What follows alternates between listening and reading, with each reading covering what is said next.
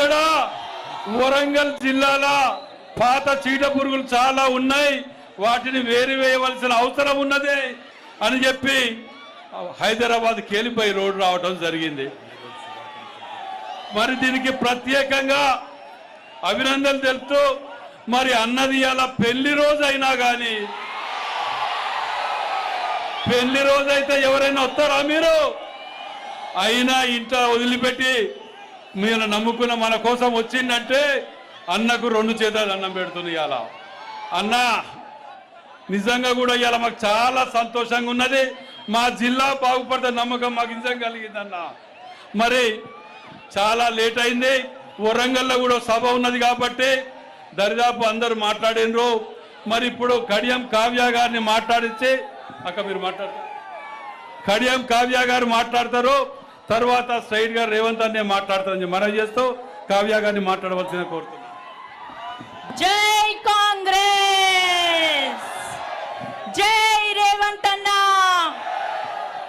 ఈరోజు ఇక్కడ హన్మకొండ చౌరస్తాలో సమావేశమైన ఈ సభకి మన ముఖ్య అతిథిగా విచ్చేసినటువంటి మన ప్రియతమ నేత, మన వెలుగు, మన జ్యోతి, మన రేవంత్ అన్న గారికి నా ప్రత్యేక ధన్యవాదాలు. వర్షం పడుతున్నా, పిడుగులు పడుతున్నా నేను వస్తున్నా చెల్లె అని ధైర్యం ఇచ్చిండు. ఇప్పుడు మీ అందరి ముందు కూడా అదే ధైర్యాన్ని మన వరంగల్ నగరాన్ని డెవలప్ చేయడానికి ఇస్తాడు. మన వరంగల్లో కాకతీయుల రాజ్యంలో రాజధానిగా వెలుగొందింది, దేశమంతటా తెలుసు. మన వరంగల్ని 10 ఏళ్ల నుంచి నిర్లక్ష్యానికి గురి చేశారు, ఎటువంటి అభివృద్ధి జరగలేదు. కాబట్టి మన వరంగల్కి ఒక మాస్టర్ ప్లాన్ చేయడానికి, అలాగే మనకి ఓఆర్ఆర్ కానీ, ఇండస్ట్రియల్ కారిడార్ కానీ, ఇండస్ట్రీస్ కానీ, under ground bridge, under ground drainage system కానీ అన్నిటి గురించి అన్నగారు ఆలోచించి మంచి ప్రణాళికతోటి మన వరంగల్ని అభివృద్ధి చేయడానికి సిద్ధంగా ఉన్నాడు మన సీఎం రేవంత్ అన్న. మీరందరూ కూడా మే 13వ తారీఖు నాడు కాంగ్రెస్ పార్టీ యొక్క అభ్యర్థి డాక్టర్ కడియం కావ్య చేతి గుర్తుకు ఓటేసి గెలిపించాలని, మీ ఆడపడుచుగా నన్ను దీవించాలని కోరుకుంటూ సెలవు తీసుకుంటున్నాను. జై కాంగ్రెస్.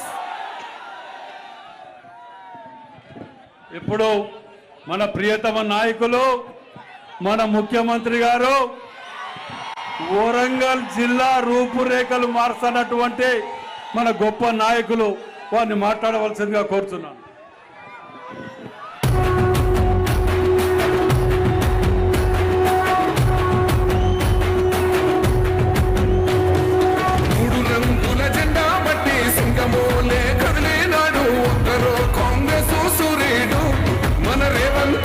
నిక్కదీసి అడిగే మొరగాడు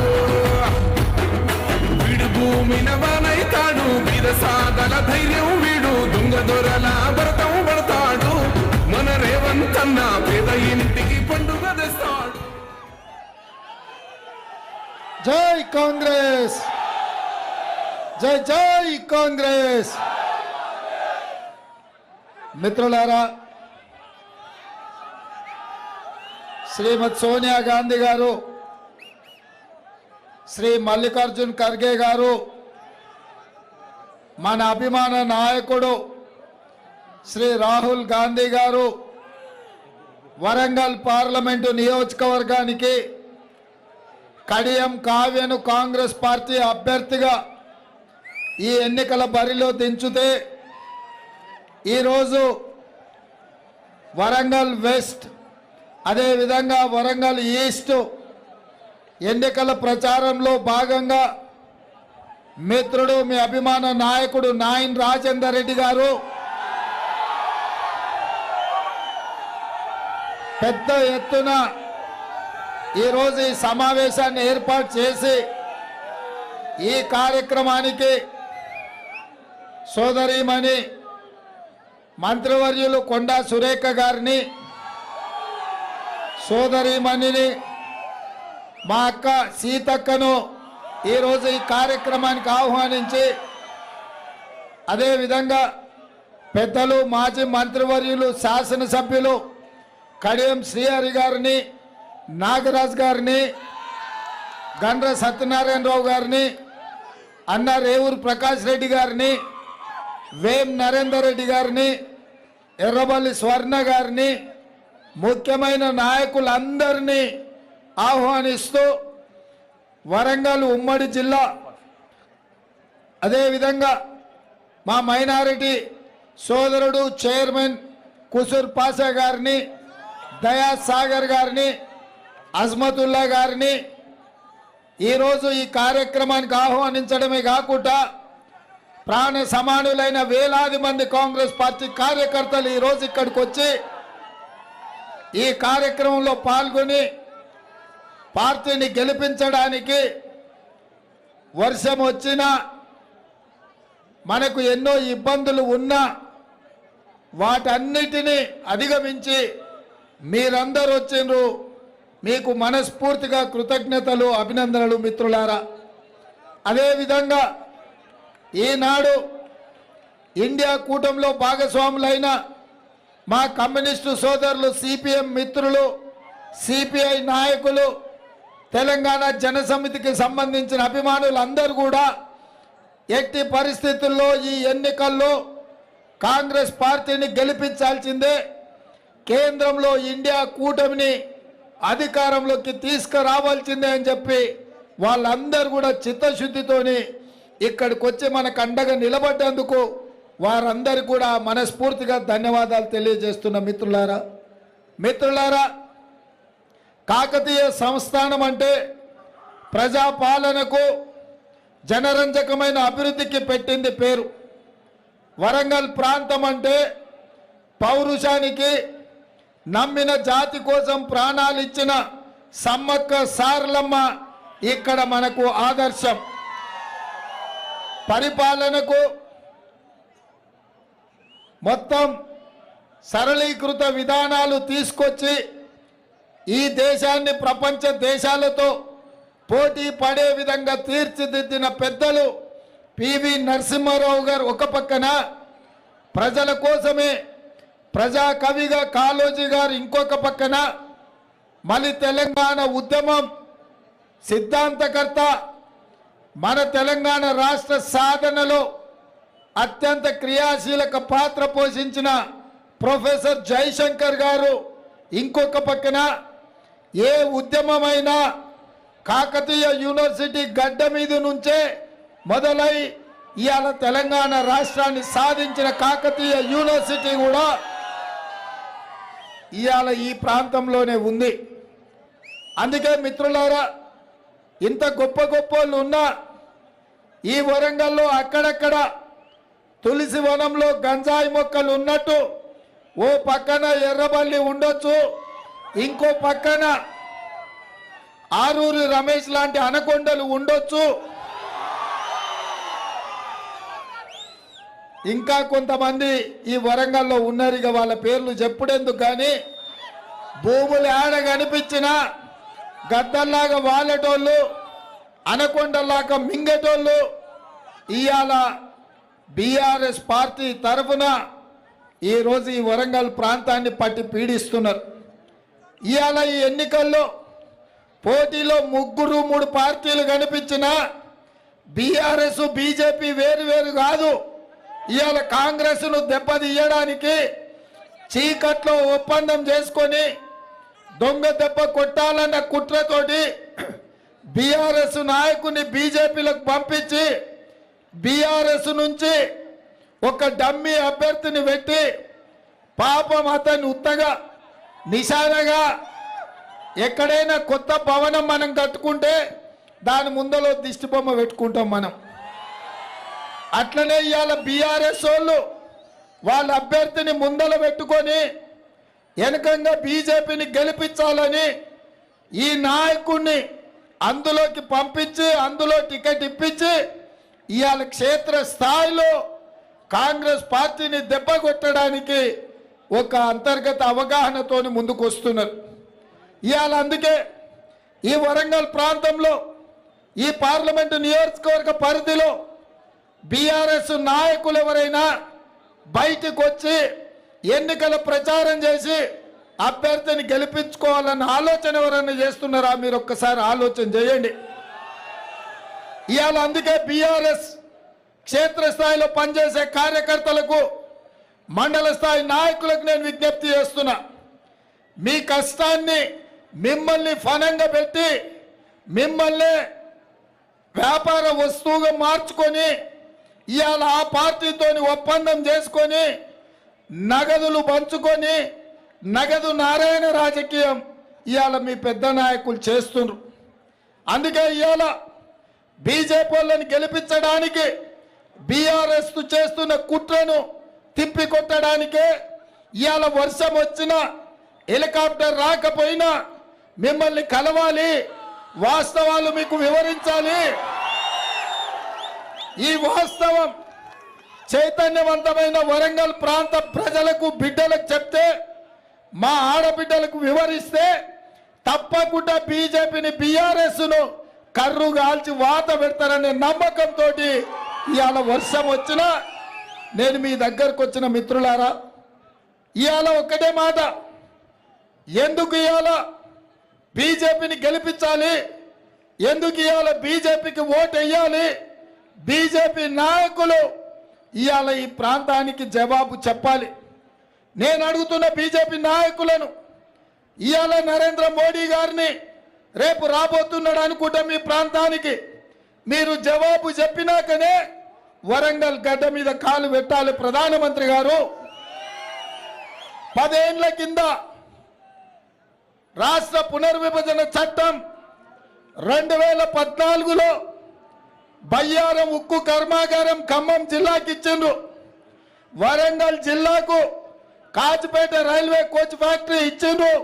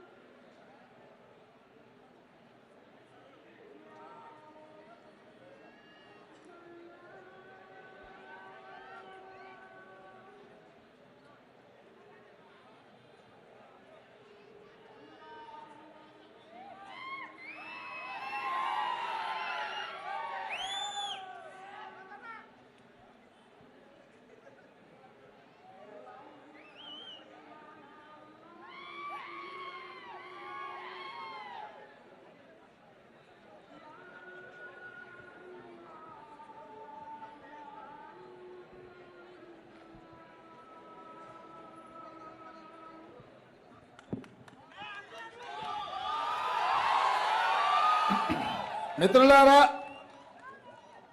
ఆనాడు మన్మోహన్ సింగ్ గారు ప్రధానమంత్రిగా ఉన్నప్పుడు సోనియా గాంధీ గారు యూపీఏ చైర్పర్సన్గా తెలంగాణ రాష్ట్రాన్ని ఇవ్వడమే కాదు, తెలంగాణ రాష్ట్రాన్ని అభివృద్ధి చేయడానికి అవసరమైన పరిశ్రమలు ఇవ్వాలి అని పునర్విభజన చట్టంలో ఖమ్మం జిల్లాకు బయ్యారం ఉక్కు కర్మాగారం ఇచ్చింది, కాచిపేటకు రైల్వే ఫ్యాక్టరీ ఇచ్చింది, రంగారెడ్డి జిల్లాకు ఐటీఐఆర్ కారిడార్ ఇచ్చిండ్రు, ఈ ప్రాంతానికి గిరిజన యూనివర్సిటీ ఇచ్చిండ్రు, మెదక్కు ఐఐఎం ఇచ్చిండ్రు, నల్గొండకు ఐఐటి ఇచ్చిండ్రు. ఇట్లా వివిధ అభివృద్ధి కోసం, తెలంగాణ నిర్మాణం కోసం ప్రపంచంతోనే తెలంగాణ పోటీ పడే విధంగా ఆనాడు లోక్సభ రాజ్యసభలో చట్టాన్ని చేసి ఈ తెలంగాణకు బహుమతిగా సోనియా గాంధీ గారు ఇచ్చారు. నేను ఇవాళ అడుగుతున్నా, రేపు రాబోయే ప్రధానమంత్రి నరేంద్ర మోడీ గారిని, మాకు బయ్యారం ఉక్కు కర్మాగారం ఇయ్యలే, మా కాచిపేట రైల్వే కోచ్ ఫ్యాక్టరీని లాతూర్కు తరలించకపోయినరు, ఐటీఐఆర్ కారిడార్ను రద్దు చేసిండ్రు, గిరిజన యూనివర్సిటీని 10 ఏళ్ళు ఆలస్యం చేసి నిన్నగాక మొన్న మొదలు పెడుతున్నామంటారు. ఐఐటి ఐఎం ఏది ఇయ్యలే. చివరికి మా వరంగల్ స్మార్ట్ సిటీ విషయంలో కానీ, అండర్ గ్రౌండ్ డ్రైనేజ్ విషయంలో కానీ కేంద్ర ప్రభుత్వం నిర్లక్ష్యం వహించింది. మా రామప్ప టెంపుల్ యునెస్కోలో చేరితే మీరు మాకు ఇచ్చిన నిధులన్నీ మా 1000 స్తంభాల గుడికి మీరు ఇచ్చిన గుర్తింపు ఏందని నేను అడుగుతున్నా. ఇవాళ ఏమి ఇవ్వకుండా మా వరంగల్కి అన్యాయం చేసి మా చైతన్యవంతమైన వరంగల్లో ఇవాళ ఎడ్డిదో గుడ్డిదో అనుకొని ఈ ఎన్నికల్లో వచ్చి గాడిద గుడ్డి ఇచ్చినా అని చెప్పి ఓట్లు అడుగుతావా అని నేను అడుగుతున్నా. నరేంద్ర మోడీ గారు, నీకు రాష్ట్రం అంటే, నీకు దేశం అంటే గుజరాతేనా? గుజరాత్కే బుల్లెట్ ట్రైన్ ఇస్తావు, గుజరాత్కే సబర్మతి రివర్ ఫ్రంట్ ఇస్తావు, గుజరాత్లో గిఫ్ట్ సిటీ కట్టుకుంటావు, తెలంగాణకు వచ్చిన పరిశ్రమలన్నిటినీ గుజరాత్కే తరలించకపోతావు. ఇక్కడ ఇచ్చిన పరిశ్రమలు ఏవి కూడా ఇక్కడ కొసెళ్ళలేదు. మా వరంగల్ ఔటర్ రింగ్ రోడ్ ఎందుకు పూర్తి చేయలే? మా వరంగల్ ఎయిర్పోర్టును ఈరోజు నిరుపయోగంగా మార్చి మా వరంగల్ గొప్ప నగరంగా ఎదగాల్సిన మా వరంగల్ను కాకతీయులు ఉన్నాడు, కాకతీయ సామ్రాజ్యానికే రాజధాని ఉన్న వరంగల్ను ఇవాళ దిక్కులేని అనాథ నగరంగా తయారు చేసినావు కదా. ప్రధానమంత్రిగా 10 ఏళ్ళు ఎందుకు మా వరంగల్కి ఏమి ఇయ్యలే? చివరికి మా రైల్వే జంక్షన్ని కూడా ఇవాళ రద్దు చేసే పరిస్థితి వచ్చింది.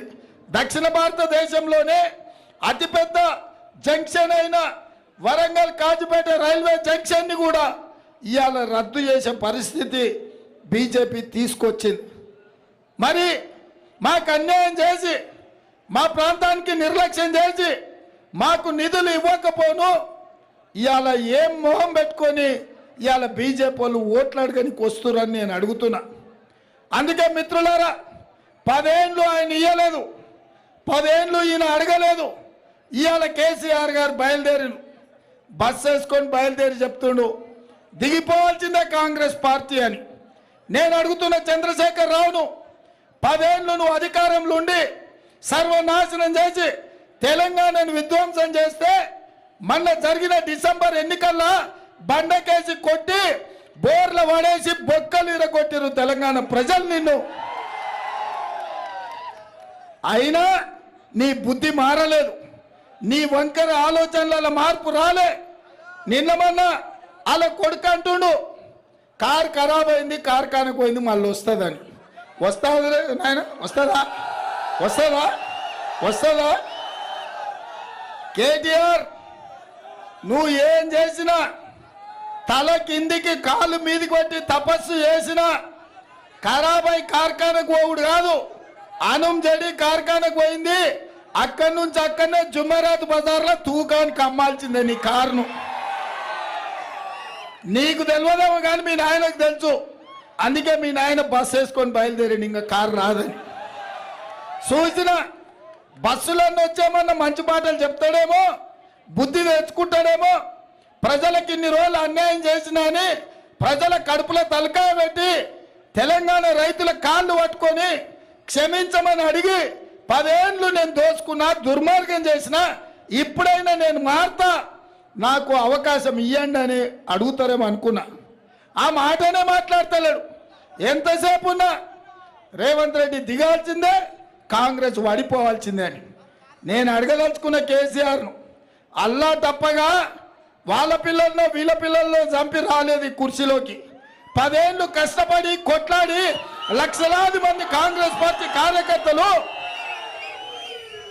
లక్షలాది మంది మా కాంగ్రెస్ పార్టీ కార్యకర్తలు తమ రక్తాన్ని చెమటగా మార్చి ఆ చెమట దార పోసి భుజాలు కాయలు కాసేలా 3 రంగుల జెండాను మోసి డిసెంబర్ సెమీఫైనల్స్ లో నిన్ను బొందబెట్టి ఈ అధికారాన్ని తెచ్చిరు.